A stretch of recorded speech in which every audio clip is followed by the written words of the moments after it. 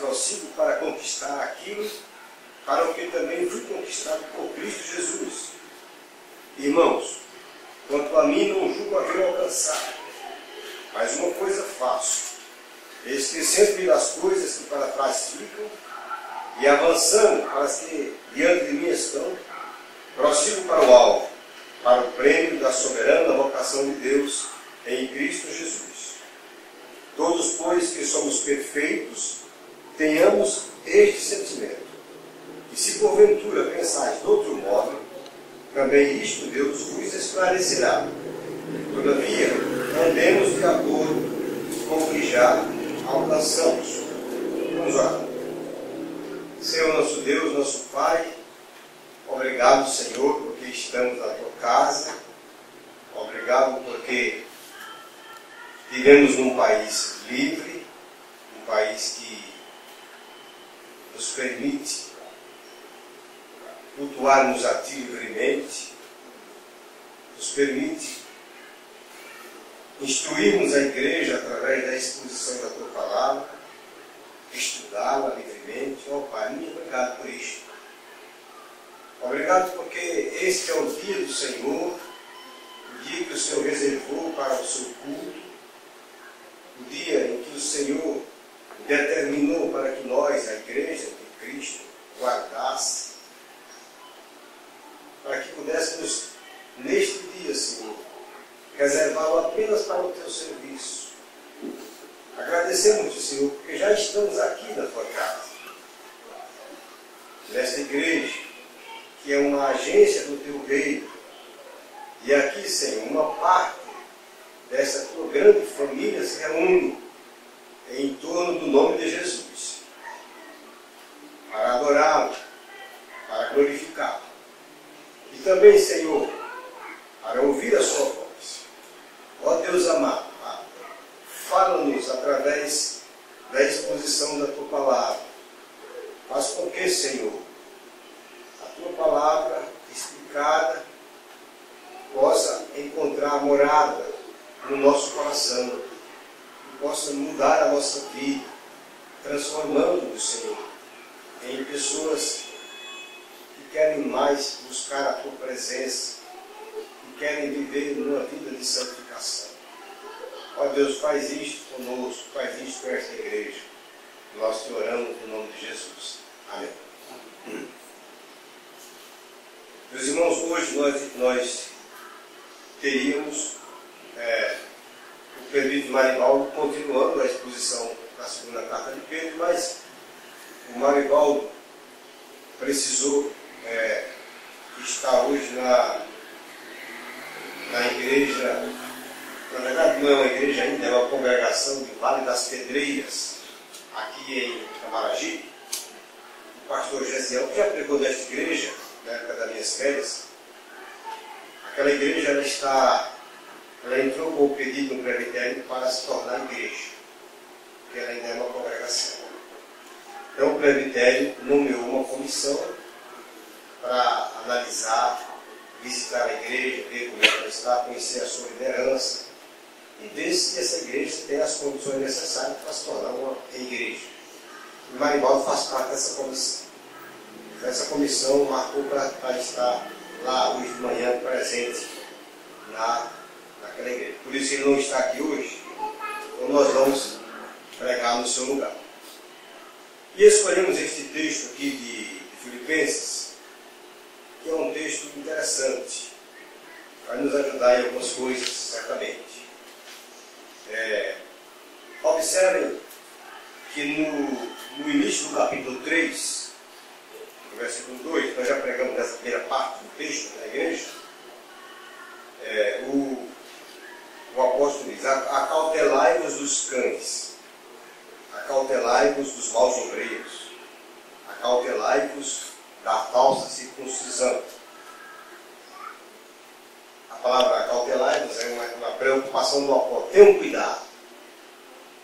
Na verdade, o apóstolo está se referindo aos falsos mestres, aqueles que entram na igreja com doutrinas diferentes. No caso específico aqui de Paulo, havia os judaizantes. Judaizantes eram judeus que haviam se convertido ao cristianismo, mas que não deixaram de todo as práticas judaicas. Eles achavam e defendiam e ensinavam que tudo bem, era preciso aceitar a Cristo, receber a Cristo como Salvador, crer no Senhor Jesus. Mas era preciso também continuar com algumas práticas judaicas, como, por exemplo, a circuncisão, a guarda das festas, como diz a Bíblia, as festas das luas novas e as festas judaicas. Para eles, essas coisas eram necessárias. E o apóstolo Paulo defendia que essas coisas não eram mais necessárias.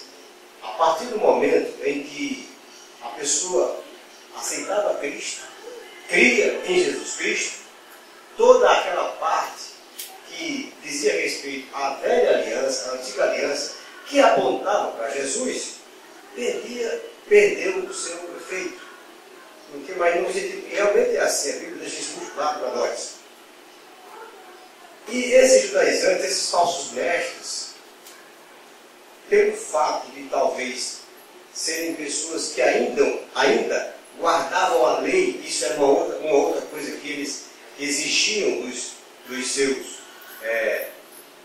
daqueles que os seguiam, a guarda da lei como uma espécie de ajuda na salvação, eles se consideravam perfeitos.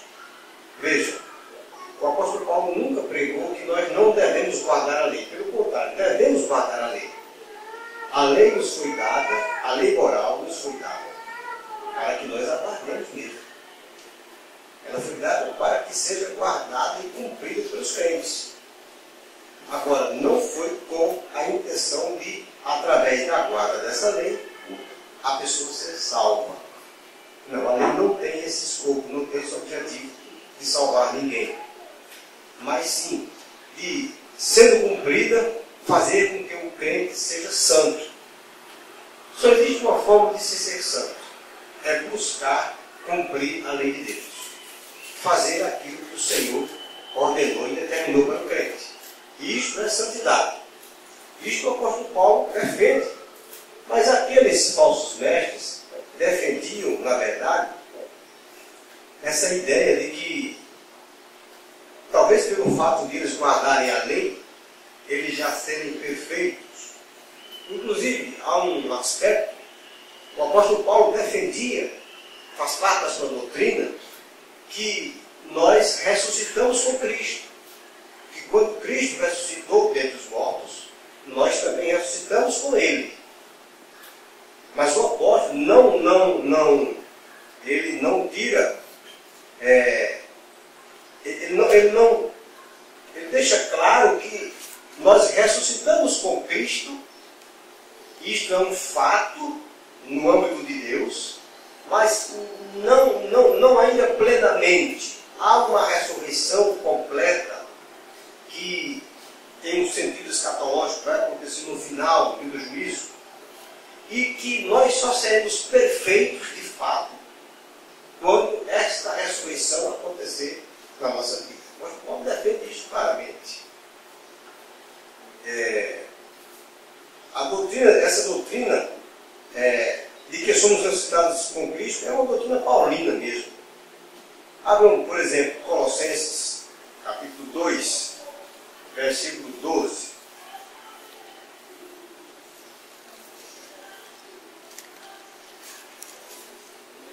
Ele diz assim: tendo sido sepultados juntamente com ele no batismo, no qual igualmente fois ressuscitados, mediante a fé no poder de Deus, que o ressuscitou dentre os mortos. Então, Paulo entendia que quando nós nos batizamos, é como se nós tivéssemos sido sepultados com Cristo na sua morte e ressuscitados com ele na sua ressurreição. Paulo entendia isto. Capítulo 3, por exemplo, de Colossenses, versículo 1, ele diz: portanto, se fostes ressuscitados juntamente com Cristo, buscai as coisas lá do alto, onde Cristo vive, assentado à direita de Deus. Então, o apóstolo Paulo, essa é a doutrina dele. Mas Paulo contra-argumenta com a insistência falsos mestres, numa ressurreição que ainda não foi obtida, numa futura parousia que é a vida de Cristo, quando se completará o processo de aperfeiçoamento, ou seja, na ressurreição do corpo. Paulo deixa isso bem claro. Esse processo de aperfeiçoamento, começado e iniciado na conversão, mesmo que ele já tenha acontecido no âmbito de Deus, mas na nossa vida ele só vai acontecer lá quando o Senhor Jesus voltar e nós formos ressuscitados agora num corpo glorioso. Hoje, na escola dominical, nós vamos falar sobre a morte. E nós vamos ver algumas coisas que são importantes a respeito disto. E uma das coisas que a gente vai falar é que no estado intermediário, que é o estado em que a nossa alma, o nosso espírito estará com o Senhor entre esta vida e a ressurreição, quer dizer, um estado desencarnado, nós não queremos corpo lá no céu, não é um estado perfeito, pelo fato de nós não podemos nos comunicar com o mundo físico. O apóstolo Paulo fala disso também. O estado perfeito será quando nós formos ressuscitados com o Senhor. Então veja, a fim de ampliar esse seu ensino sobre a polaridade da vida, que na verdade é uma polaridade, o crente está já ressuscitado com Cristo, mas espera a consumação de sua fé no dia final. Veja, já está ressuscitado, mas ainda espera a consumação de sua fé no dia final.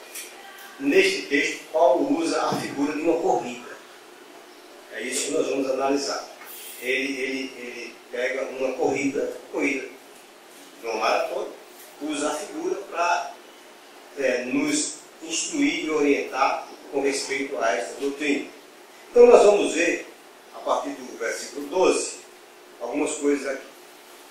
A primeira coisa que nós percebemos aqui, para o apóstolo Paulo, é o seu estado de ânimo. Qual é o seu estado de ânimo nesta corrida? Ele entende que o crente, a partir do momento em que se converte, ele começa uma corrida cristã. O escritor aos Hebreus também fala disso, faz uma analogia também com uma corrida, mas Paulo faz neste caso aqui. Então, qual é o estado de ânimo de Paulo? Está no versículo 13. Ele diz: não que eu o tenha já recebido ou tenha já obtido a perfeição, mas prossigo para conquistar aquilo para o que também fui conquistado por Cristo Jesus. O estado de ânimo dele era um estado de consciência de que ele não tinha ainda obtido a perfeição, mas ele prosseguia, ele buscava isto, ele perseguia isto, ele lutava por isto. E ele diz, veja, na verdade o que ele está querendo dizer para nós, Paulo é quem basicamente fala sobre a doutrina da eleição. Ele está nos falando de eleição com responsabilidade humana. Esse é um dos grandes paradoxos do Evangelho. Deus elege o homem, mas a responsabilidade humana entra aí na questão. O homem foi eleito por Deus, mas ele é responsável pelos seus atos. Para nós é como se fosse um paradoxo, mas é um paradoxo bíblico. Os teólogos não sabem que o paradoxo existe, mas não temos como explicar. Deus nos elege, mas a nossa responsabilidade humana, a responsabilidade do homem está presente. Veja, por exemplo, no capítulo 2 de Filipenses, versículo 12, veja o que é que ele diz. Assim, pois, amados meus, como sempre obedecestes, não só na minha presença, porém muito mais agora, na minha ausência, desenvolvei a vossa salvação com temor e tremor. Ora, aí é como se eu pensasse, mas nós não já somos salvos? Quando Deus nos elegeu e nós cremos no Senhor Jesus e o recebemos, nós já somos salvos? E toda a nossa doutrina não diz que nós somos salvos uma vez para sempre? É verdade. E como é que Paulo vai estar dizendo? Desenvolvei a vossa salvação com temor e tremor. Essa salvação ela é desenvolvida. Eu hoje sou mais salvo do que amanhã eu posso ser menos salvo do que hoje? Não, meus irmãos. A salvação ela é diferente da santificação, ela é um ato de Deus. Eu não sou mais salvo do que hoje e amanhã. Por mais que eu faça, eu sou salvo. Eu posso ser mais santo do que hoje, amanhã, porque eu vou me empenhar nisso. Mas quando o apóstolo diz desenvolver a vossa salvação, ele não está falando de que eu devo fazer alguma coisa para melhorar a minha salvação, mas ele fala de salvação como no seu aspecto global, como sendo uma coisa mais completa, inclusive incluindo também a minha vida diante de Deus, ou seja, a santificação. Ser santo procurar buscar essa santidade é desenvolver essa salvação. Isso faz parte da vida cristã. Paulo sabia que não tinha alcançado ainda a perfeição. Por isso ele diz, prossigo. Ele ainda está correndo nessa direção. A luta contra o pecado, o temor, a dúvida ainda não terminou na nossa vida.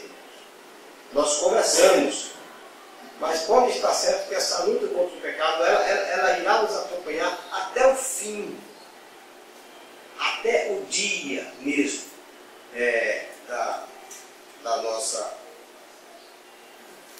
morte. Até no boletim eu coloquei alguns pensamentos aqui que eu queria falar hoje sobre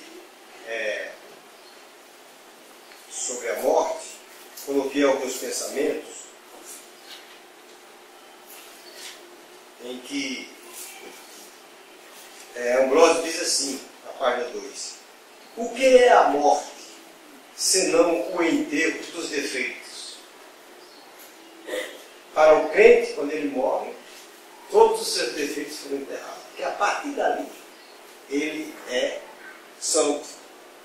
Ele entra num estado de perfeição. Essa é a grande verdade. Então Paulo, ele sabe disso, não alcançou essa perfeição ainda. E prossegue, e luta, e vai em direção. Veja que ele diz no versículo, na parte 13a: irmãos, quanto a mim, não julgo haver alcançado. Ele sabia que alcançou.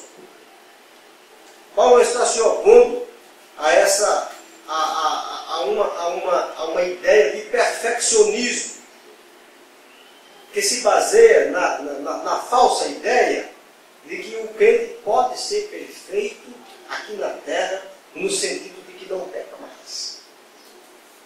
Mas não pode.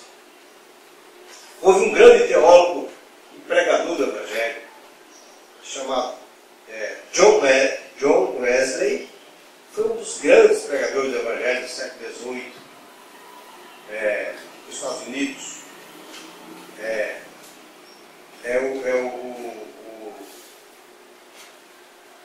Foi ele quem criou, basicamente, a Igreja Metodista. A Igreja Metodista vem a partir da sua doutrina. O metodismo é o pai da Igreja Metodista. E por algum tempo, aliás, por muito tempo, John Wesley defendeu a perfeição absoluta do crente aqui na terra. Defendeu que o crente, a proporção que ele vai se aproximando de Deus, ou avançando, crescendo em santidade, chegaria um momento em que ele alcançaria o estado de santidade e não pecaria mais. Mas isso foi uma grande briga briga no bom sentido, claro, entre John Wesley e Whitefield, que dizia diferente. Mas a história nos conta que no final da sua vida, John Wesley declinou dessa posição, percebeu que realmente essa posição não tinha sentido. Nunca o crente, por mais que ele busque a perfeição, e ele deve buscar, isso é um alvo na sua vida, ele vai atingir aqui na terra, enquanto vivo, um estado de perfeição absoluta a ponto de não pecar mais. O que a nossa confissão de fé diz é que as obras da carne, que são presentes na nossa carne. E eu queria que vocês abrissem lá em Gálatas, para que a gente pudesse ver quais são. Gálatas capítulo 5.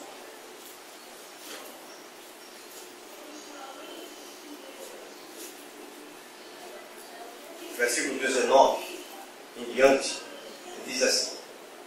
Gálatas capítulo 5, versículo 19 diz assim: ora, as obras da carne são conhecidas e são prostituição, impureza, lascívia, idolatria, feitiçarias, inimizades, porfias, ciúmes, iras, discórdias, dissensões, facções, invejas, bebedices, glutonarias e coisas semelhantes a estas, a respeito das quais eu vos declaro, como já outrora vos preveni, que não herdarão o reino de Deus os que das coisas praticam. Essas obras da carne, elas estão em nós, irmãos. Elas fazem parte da nossa natureza pecaminosa. O que o apóstolo Paulo condena aos Gálatas é a prática delas. Elas não podem ser praticadas. O que é praticar? É você viver fazendo essas coisas.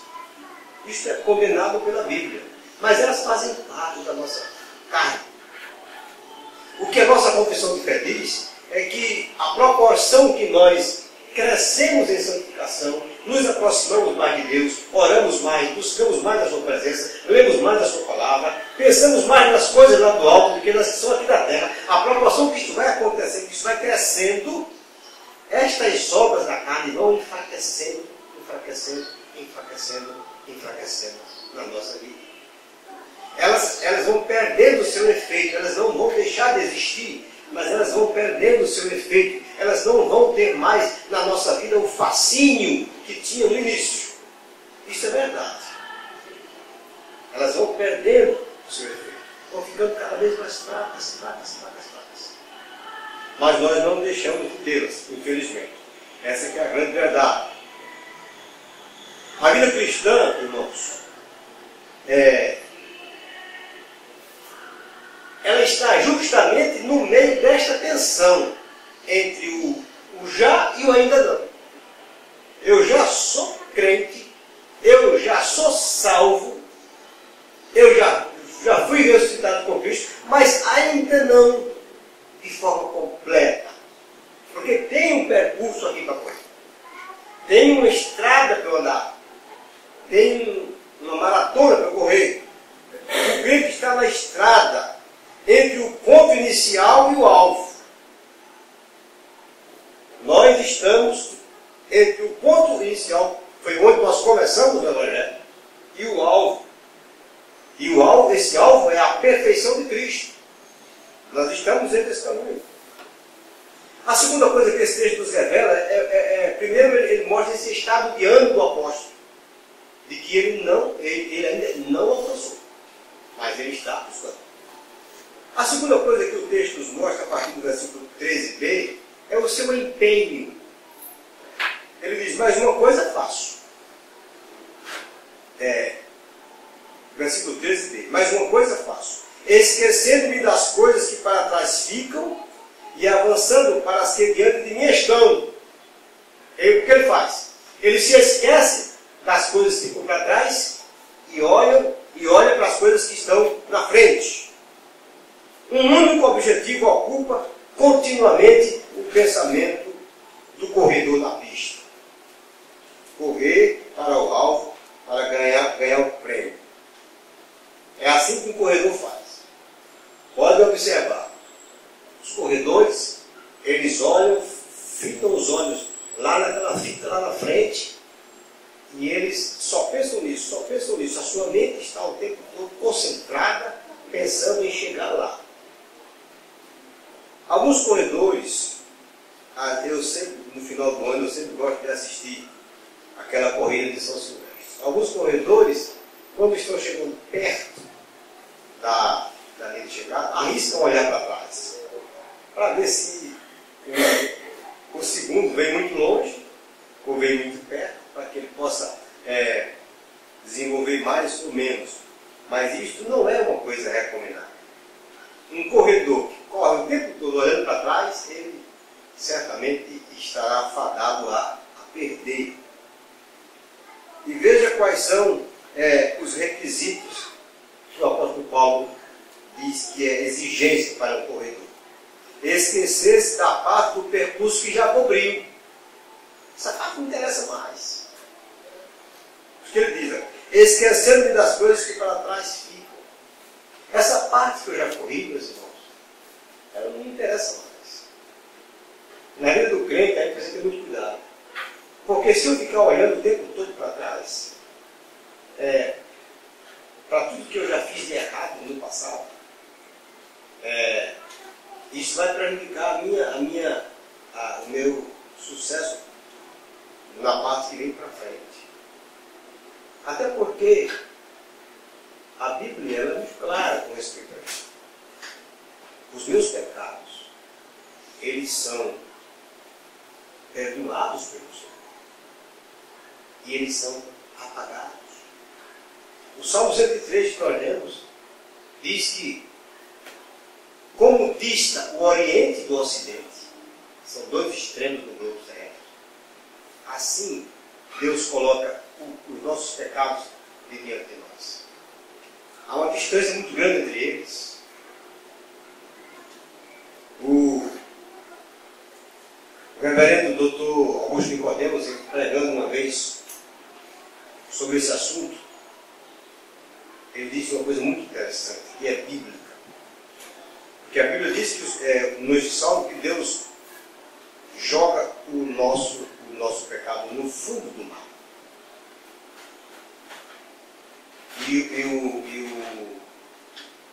E ele diz que o Senhor diz assim, e dele jamais me lembrarei. É como se, diz o reverendo Augusto, é como se ele pegasse o nosso pecado, jogasse no fundo do mar, e depois botasse uma boia naquele lugar com uma plaquinha. É proibido pescar. Ninguém tem mais o direito, ninguém, de botar o anzol ali e tentar pescar o meu pecado que está lá no fundo. Nem eu mesmo, nem mais ninguém. Os pecados que já foram perdoados por Deus foram perdoados. Este assunto está resolvido. O problema do crente não são os pecados perdoados, são os pecados não perdoados. Esse sim é o problema. São os pecados não confessados. Mas aqueles que são confessados e perdoados pelo Senhor, acabou.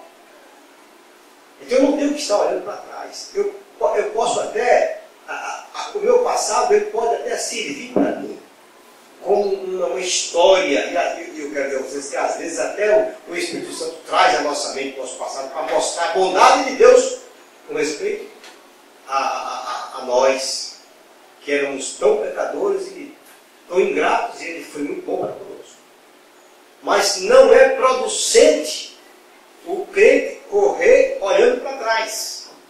Por isso que o apóstolo diz, esquecendo-me das coisas que para trás ficam e avançando para as que estão diante de mim.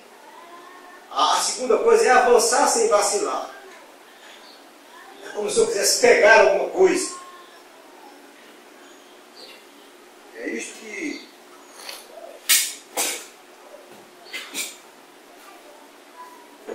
que o apóstolo está nos ensinando. Nesta corrida, irmãos, pela santificação, para alcançar a perfeição de Cristo, eu não devo estar olhando para trás. Eu devo olhar sempre para frente. É para lá que eu devo olhar. 1 Coríntios 9, 26.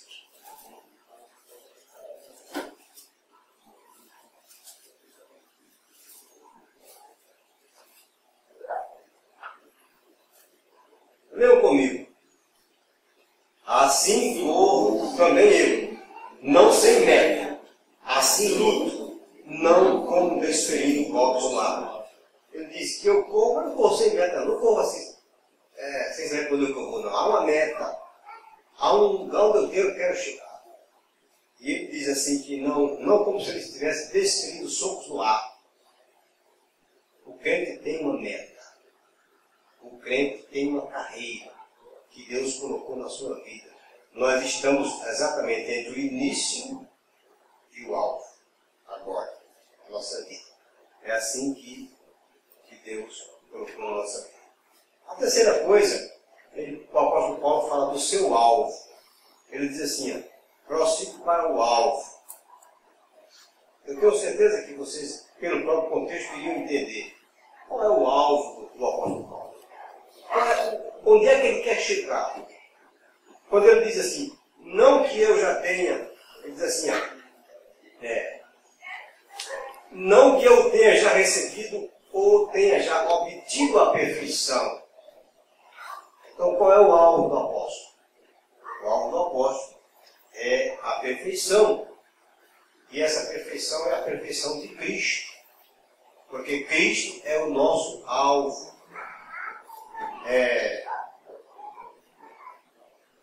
Vejam o versículo 8 do capítulo 3. Ele diz, sim, deveras, considero tudo como perda, por causa da sublimidade do conhecimento de Cristo Jesus, meu Senhor, por amor do qual perdi todas as coisas e as considero como refúgio para ganhar a Cristo. O alvo do apóstolo é, como se dissesse, é ganhar a Cristo, é ser igual a Cristo. Esse é o alvo dele. Ele queria ser santo. Vejam, por exemplo, Hebreus, capítulo 12. O escritor aos Hebreus, ele traz essa mesma ideia no capítulo 12. Vejam o que é que ele diz. No capítulo 12, versos 1 e 2. Hebreus.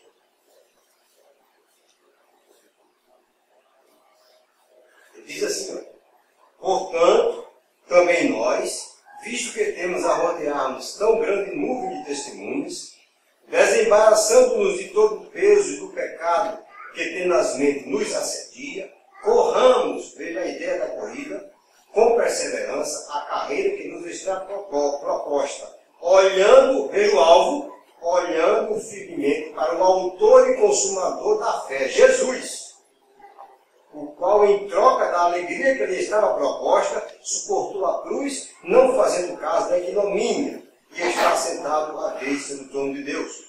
Então, o alvo do apóstolo era a perfeição de Cristo. Era ser igual ao Senhor Jesus. Esse era o alvo dele. E o seu prêmio?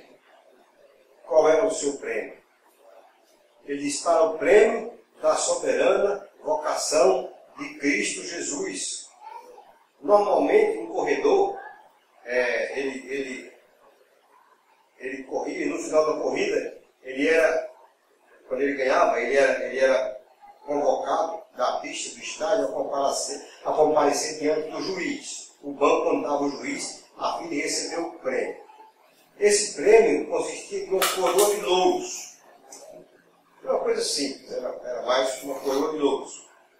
A história diz que em Atenas, o vencedor olímpico recebia também a soma de 500 dracmas, que era-lhe permitido comer às expensas do erário público, e era-lhe permitido sentar-se no teatro em lugares de primeira classe. Algumas regalias que eram oferecidas para aqueles que ganhavam o prêmio lá em Atenas, que Paulo certamente está se baseando naquelas corridas que aconteciam ali. Mas, na verdade, irmãos, o apóstolo, o que mais o apóstolo quer na sua vida, ele diz isso quando nós lemos no capítulo 3, versículo 8, é a sublimidade do conhecimento de Cristo.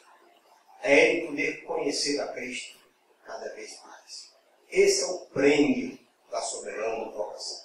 E ele diz que para alcançar esse prêmio, ele considerou as coisas que eram importantes na sua vida. Isso é um outro texto, em que ele diz assim, porque Paulo era um homem que tinha muitas coisas que para ele eram importantes. Vejam aí, por exemplo, no capítulo 3, um pouco antes, a partir do versículo 4, vamos ler para vocês verem. Diz assim, bem que eu poderia confiar também na carne. Se qualquer outro pensa que pode confiar na carne, eu ainda mais. Ele quer dizer que ele tem muitas coisas nele mesmo que ele podia confiar, que são importantes. Veja quais são as coisas que ele diz. Ele diz, circuncidado ao 8º dia. Com isso que ele está dizendo, circuncidado ao 8º dia, ele quer dizer que ele era um judeu legítimo. Que quando ele fez, porque para os judeus era assim, quando a criança nascia, no 8º dia, aquela criança era circuncidada. E ele estava indo de encontro a muitos judaizantes que nem eram judeus, que eram gentios e tinham se tornado judeus. Então, foram circuncidados depois de grande. Para ele, isso era mais importante, ele circuncidado ao 8º dia, da linhagem de Israel. Ele, quando ele diz da linhagem de Israel, está dizendo que ele era descendente de Jacó. Ele não era um israelita descendente de qualquer outro, mas diretamente de Jacó. Por isso ele diz, da tribo de quem? De Benjamim. Benjamim era o filho de Jacó, foi o único filho de Jacó, que era uma tribo muito importante. Aí ele diz, hebreu de hebreus, quer dizer, ele era da nata. Quanto à lei, ele fazia parte da seita mais importante do judaísmo, que era o fariseu. Quanto à lei, fariseu. Quanto ao zelo, perseguidor da igreja. Quanto à justiça que há na lei, irrepreensível. Ele, pela justiça que existia na lei, ele era considerado um homem irrepreensível. Ninguém podia repreendê-lo. Então, essas coisas todas na vida de Paulo, elas eram muito importantes. Talvez para a gente hoje não fossem essas coisas, fossem outras. Mas para aquele contexto em que ele viveu, estas coisas que ele se refere eram de suma importância. Mas veja o que é que ele diz. Mas o que para mim era lucro, isto considerei perda por causa de Cristo. E aí ele diz, sim, considero tudo como perda por causa da sublimidade do conhecimento de Cristo Jesus, meu Senhor. Então o prêmio, o maior prêmio para Paulo era conhecer cada vez mais Jesus. Esse era o maior prêmio para ele. Era conhecer, por isso que ele diz, para o prêmio da soberana vocação de Deus em Cristo Jesus. Mas aí depois que ele fala isso, irmãos, isso é o seu estado olhando para ele, ele faz uma exortação para nós. Fez uma exortação para aqueles crentes e faz uma exortação para nós. Está no versículo 16. O que é que ele diz? Todos, pois que somos perfeitos, tenhamos este sentimento. E se porventura pensar de outro modo, também isto Deus lhes esclarecerá. Todavia, andemos de acordo com o que já alcançamos. Veja o que ele está dizendo aqui. Primeiro ele diz, todos os que somos perfeitos. E agora se inclui entre os perfeitos. A palavra perfeito aqui, no original, é a palavra maduros. Todos que somos maduros, todos que somos experimentados, que já temos experiência dessas coisas. Essa é a palavra. A palavra perfeito aqui não é a palavra que quer dizer que você nunca errou ou nunca pecou. Sempre que a Bíblia fala da palavra, usa a palavra perfeito para crentes, para justos, para santos, ela não quer dizer que tenha o sentido de que você nunca errou ou nunca pecou. Porque nesse sentido, só Jesus Cristo é perfeito. Só o Senhor Jesus é. Então, não conta para nós. Mas ele diz, todos pois que somos, e aí ele se inclui, porque ele era um homem maduro, um homem experimentado, todos pois que somos perfeitos, tenhamos este sentimento. Que sentimento? O que ele falou antes. Que nós não alcançamos ainda essa perfeição. Mas nós devemos buscá-la. E buscá-la com muito afinco. Buscar essa perfeição como se fôssemos buscando a própria vida. É isto o que ele está dizendo aqui. Aí ele diz, todavia andemos de acordo com o que já alcançamos. Meus irmãos, claro que se eu não alcancei muito, eu devo andar pelo menos de acordo com o que já alcancei. Mas vou buscar mais. E a nossa vida cristã é uma luta constante, sempre caminhando em direção da perfeição de Cristo. E ele deixa isso muito claro naquele seu empenho, esquecendo-me das coisas que para trás ficam. A cada dia, deveria ser para nós um momento de reflexão. Que eu pudesse olhar e dizer, Senhor, realmente hoje Hoje eu fui muito bem. Hoje eu falei mal de pessoas. Eu me exasperei. Eu perdi a cabeça. Eu pensei em coisas que não eram para pensar. Aquelas obras da carne, eu dei de alguma forma vazão à minha carne para que alguma daquelas obras pudessem se manifestar. Senhor, vamos esquecer dessas coisas. Eu vou orar. A partir de amanhã é um outro dia. Esta deve ser este deve ser o nosso procedimento a cada dia que se passa.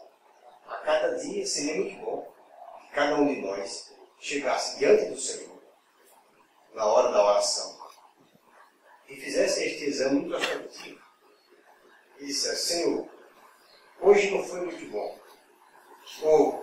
Ou se foi bom, tudo bem. Senhor, hoje foi melhor.